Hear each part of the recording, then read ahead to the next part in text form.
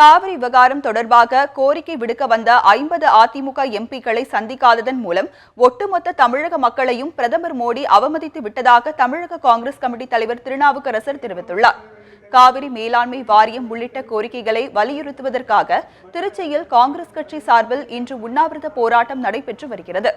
இதில் கலந்து கொண்டு பேசிய தமிழக காங்கிரஸ் கமிட்டி தலைவர் திருநாவுக்கரசர், காவிரி விவகாரத்தில் மத்தியில் ஆளும் பாஜக அரசு பாரபட்சமாக நடந்து கொள்வதாக குற்றம் சாட்டினார். காவிரி மேலாண்மை வாரியம் அமைப்பதை மத்திய அரசே திட்டமிட்டே தாமதப்படுத்தி வருவதாகவும் திருநாவுக்கரசர் குற்றம் சாட்டினார். 50 அதிமுக எம்பிக்களை பிரதமர் மோடி சந்திக்காததற்கும் திருநாவுக்கரசர் கடும் கண்டனம் தெரிவித்தார். ஒரு பணியிலே இருந்தாலும் ஒரு நாடாளுமன்ற உறுப்பினர் பார்க்க சென்றால், அவர் அப்பாயின்மெண்ட் இல்லாமல் சென்றால் கூட அவருடைய அந்த கூட்டத்தை நிறுத்திவிட்டு எம்பியை அழைத்து அவர் தருகிற மனுவை வாங்கிக் கொண்டு அனுப்ப வேண்டும்.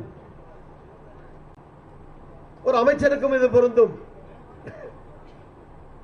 ஆனால் 50 நாடாளுமன்ற உறுப்பினர்களை அந்த நாடாளுமன்ற உறுப்பினர்களை அவமானப்படுத்தினார் என்பது மட்டுமல்ல, அவர்களை தேர்ந்தெடுத்த தமிழக மக்களை மோடி அவமானப்படுத்தினார்.